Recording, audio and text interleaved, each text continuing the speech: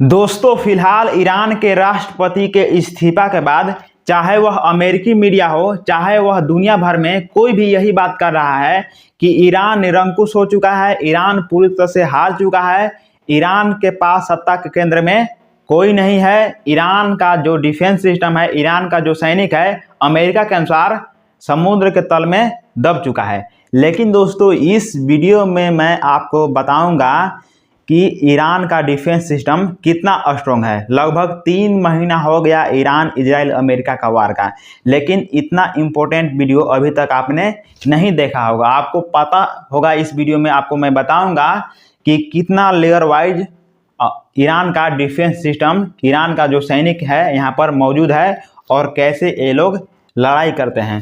शुरुआत करते हैं। ईरान के राष्ट्रपति मसूद पेजेश्कियान ने इस्तीफा दे दिया है। ईरान के सुप्रीम लीडर मुजतबा खामनेई के पास अपना लेटर दे दिया है कि मैं इस्तीफा दे रहा हूं जनाब, अब आप आगे संभालिए। बाकी यहाँ पर हम बात करूँगा कि मसूद पेजेश्कियान है वो इसलिए इस्तीफा दिए हैं कि IRGC ईरान का जो इम्पोर्टेंट फोर्स है IRGC वह ईरान के कंट्रोल में नहीं आ रहा है, वह पूर्ण तरीके से युद्ध के मोड में है, किसी प्रकार से संभल नहीं रहा है। यानी कि इस वीडियो में मैं डीप एनालिसिस करने वाला हूं कि ईरान में IRGC के अलावा और कौन कौन से फोर्स हैं जो लड़ाई लड़ते हैं। नमस्कार दोस्तों, क्रांतिकारी टाइम्स में आप सबका स्वागत है। दोस्तों हम शुरुआत करते हैं कमांडर इन चीफ यानी कि सुप्रीम लीडर मुजतबा खामनेई की। दोस्तों मुजतबा खामनेई के अंडर में चाहे वह IRGC हो चाहे वह ईरान के बहुत ज़्यादा यहाँ पर सेनाएं हैं, अलग अलग लेयर में मौजूद हैं, सभी उनके कंट्रोल में आते हैं। लेकिन अभी फ़िलहाल जो न्यूज़ आ रहा है ईरान का जो ये IRGC है यह इतना बेकाबू हो चुका है, इसको बदला चाहिए। ये पहले ही बोल चुका है कि मैं इजराइल के प्रधानमंत्री को ख़त्म करके ही मानूंगा और अमेरिका को कमर तो क्या उसको पैर सहित कबार कर ही मानूंगा। यानी कि अभी IRGC पूरी तरह से आप अकेला नहीं बोल सकते हैं, क्योंकि उसको चाइना से पूर्ण मदद मिल रहा है, उसको रशिया से गुप्त मदद मिल रहा है। इसी वजह से उसके पास डिफेंस सिस्टम का भंडार भी मौजूद है। इसी वजह से वह अभी युद्ध के मोड को ऑफ नहीं करना चाहता है। बार बार अमेरिका के राष्ट्रपति ट्रंप के कहने के बावजूद भी अभी भी ट्रंप कह रहा है कि हमारे साथ ईरान बात कर रहा है और युद्ध रोकने के लिए तैयार है, लेकिन रोज अटैक हो रहे हैं। उधर से वो अटैक कर रहा है, इधर से ईरान भी अटैक कर रहा है। यानी कि ये युद्ध का मोड अभी ऑफ नहीं हो चुका है। और ये किसके बदौलत हो रहा है, तो वह ईरान के IRGC के बदौलत हो रहा है। और यहाँ पर आपको एक पॉइंट आपको ध्यान देना होगा कि अभी ईरान के राष्ट्रपति इस्तीफा दिए हैं, वैसे ही ईरान के बहुत महत्वपूर्ण पद पर लीडरशिप मौजूद है। यदि ईरान में IRGC नहीं होता तो कब तक ईरान अमेरिका के आगे सरेंडर कर चुका होता है। चलिए मैं लेयर वाइज आपको बताऊंगा कि ईरान के पास कौन कौन से डिफेंस सिस्टम मौजूद है। अंत में मैं इसको बताने के बाद मैं IRGC के बारे में बताऊंगा। सबसे पहले हम बात करते हैं RTS के, जो पारंपरिक राष्ट्रीय सेना है ईरान में। ये बहुत ज़्यादा इंपॉर्टेंट है, IRGC के बाद इनका ही नंबर आता है, ये बहुत इंपॉर्टेंट है। इसमें टोटल 4 विंग आते हैं, 4 इसमें विंग आते हैं। पहला जमीनी सेना है यानी कि ग्राउंड फोर्स है। यह पारंपरिक टैंकों, बख्तरबंद वाहनों और तोपखानों से लैस ईरान के मुख्य थल सेना है। थल सेना पहला है, दूसरा वायु सेना है, हवाई लड़ाई करने के लिए वायु सेना, तीसरा नौसेना है, नेवी है। यह ओमान की खाड़ी, फारस की खाड़ी और कैस्पियन सागर जैसे समुद्री इलाकों में काम करती है और इसके पास पनडुब्बियां और युद्धपोत मौजूद है।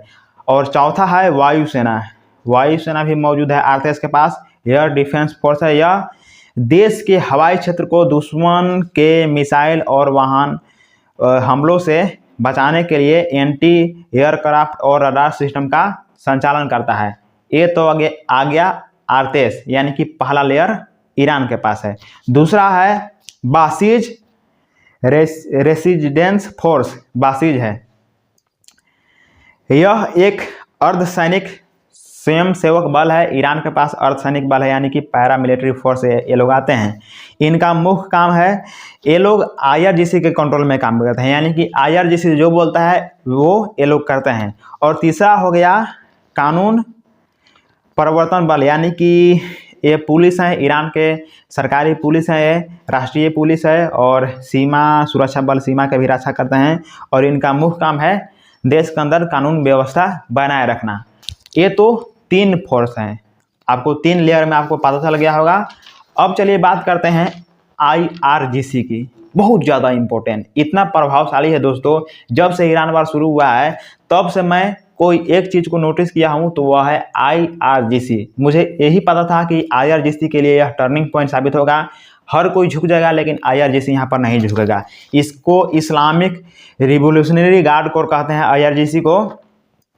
एक तरफ है आरतेस, देश की भौगोलिक सीमाओं की रक्षा के लिए जिम्मेवार है, जो पारंपरिक सेना से लैस है। दूसरी तरफ है IRGC, इसका मुख्य काम है ईरान में इस्लामी सत्ता बनाए रखना और पूरी व्यवस्था को अंदरूनी व बाहरी खतरों से बचाना देश के अंदर, इसका काम है। लेकिन यहाँ पर एक चीज़ आपको जानकर हैरान होगा कि ईरान के इस IRGC के पास अपना खुद का थल सेना है, खुद का वायु सेना है, खुद का नेवी है और सबसे इम्पोर्टेंट एक विशेष सैन्य शाखा है जिसको कुदुस फोर्स बोलते हैं।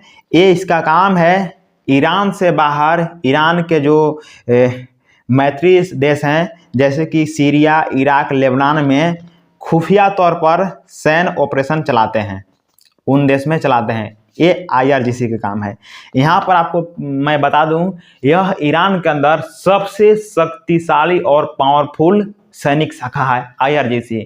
और इसके बारे में आपको यदि ट्रम्प को जो तो सोशल ट्रूथ है, जहाँ पर ट्रम्प पोस्ट करता है सोशल मीडिया में, पर्सनल जानकारी देता है, आप यदि रेगुलर यदि आप देख रहे होंगे तो आपको एक चीज़ आप नोटिस किए होंगे, यदि ईरान का जो रिजीम है, सत्ता है, इस पर टारगेट करने के अलावा स्टेट ऑफ हॉर्मुज पर भी ईरान का कब्जा है, उसको छुड़ाने के नज़र के अलावा, ईरान पर कब्जा करने के अलावा सबसे ज़्यादा इम्पोर्टेंट ट्रम्प के नज़र में है तो वह है IRGC, ईरान के IRGC। वह भी जान रहा है कि ईरान के पास IRGC है तो ईरान है, यदि ईरान के पास IRGC नहीं होता तो ईरान को ये लोग इजराइल और अमेरिका कब तक कब्जा कर पाते। आपको पता ही होगा, शुरुआत ही दिन में ईरान के सुप्रीम लीडर, बहुत strong supreme leader Ayatollah Ali Khamenei साहब को मार दिया इन लोगों ने एयर स्ट्राइक करके। उसके बाद मुझे लगता है कुछ इस तरह गुप्त यहाँ पर ये लोग प्लान बनाए थे, ईरान के लीडरशिप जैसे कि अयातुल्ला अली खामनेई साहब, ये लोग ऐसा गुप्त प्लान बनाए थे कि यदि कोई यहाँ पर आपातकाल यहाँ पर आता है, ईरान में आपातकाल आता है तो ईरान के पास लेयर वाइज यहाँ पर सुरक्षा व्यवस्था मौजूद है। लेकिन कुछ ऐसा ये लोग का प्लान था कि सारा संपूर्ण यहाँ पर जो ताकत है IRGC के पास आ जाए। आपको पता ही होगा अभी फ़िलहाल ईरान के एरिया में एक ऐसा बोट यहाँ पर ईरान के द्वारा दिखाया जा रहा है जो दुनिया में सबसे तेज़ चलता है और दुश्मन के जहाज़ों को, दुश्मन के डिफेंस सिस्टम को नष्ट कर रहा है। तो वह किसके कंट्रोल में आ रहा है? IRGC के कंट्रोल में आ रहा है। अमेरिका का कहना है कि ईरान अपना न्यूक्लियर फैसिलिटीज है, जितने भी इनरिच यूरेनियम है, मेरे हवाले कर दे। ईरान हवाले नहीं कर रहा है, किसके बदौलत? IRGC के बदौलत। और यह किसके कंट्रोल में आता है? IRGC के कंट्रोल में आता है। अभी ईरान अमेरिका के जितने भी मिडिल ईस्ट में जितने भी सैन्य डिफेंस सिस्टम मौजूद है, उनके एनर्जी फैसिलिटीज हैं, उनको नुकसान पहुंचा रहा है। किसके बदौलत? IRGC के बदौलत। चाइना ईरान को गुप्त रूप से हेल्प कर रहा है ताकि वह अमेरिका को नुकसान कर पाए। किसको हेल्प कर रहा है? IRGC को हेल्प कर रहा है। यानी कि संपूर्ण सत्ता के केंद्र में कौन बैठा है? IRGC बैठा है। आप अमेरिकी मीडिया या दुनिया भर के कोई भी न्यूज़ या बकवास न्यूज़ को फॉलो मत कीजिए। यहाँ पर आपको मैं सीधा बता रहा हूँ। अभी फिलहाल मैं तुरंत का न्यूज़ देखा आ रहा हूँ। यह लाइव अपडेट है कि ईरान के जो विदेश मंत्री है सैयद अब्बास अरागची, ये बोल चुके हैं कि आपको मीडिया के माध्यम, चाहे वह डोनाल्ड ट्रंप के माध्यम से आपको सुनने को मिल रहा होगा कि ईरान और अमेरिका दोनों समझौता करने वाले हैं। ये पूरी तरह से फेक है, फालतू है, बकवास है। जो युद्ध है इसको दबाने का प्रयास है, इसको दबाकर ईरान पर चढ़ाई करने का प्रयास है। लेकिन इसको ईरान पूरी तरह से समझ रहा है और ईरान किसी भी कीमत पर झुकेगा नहीं, दबेगा नहीं, युद्ध लड़ेगा। किसके बदौलत? IRGC के बदौलत। मुझे लगता है यदि ईरान बचता है, बच जाएगा। यदि ईरान के पास सत्ता मौजूद रहती है, इस्लामिक सत्ता मौजूद रहती है, रिजीम मौजूद रहता है, तो अमर कौन होगा?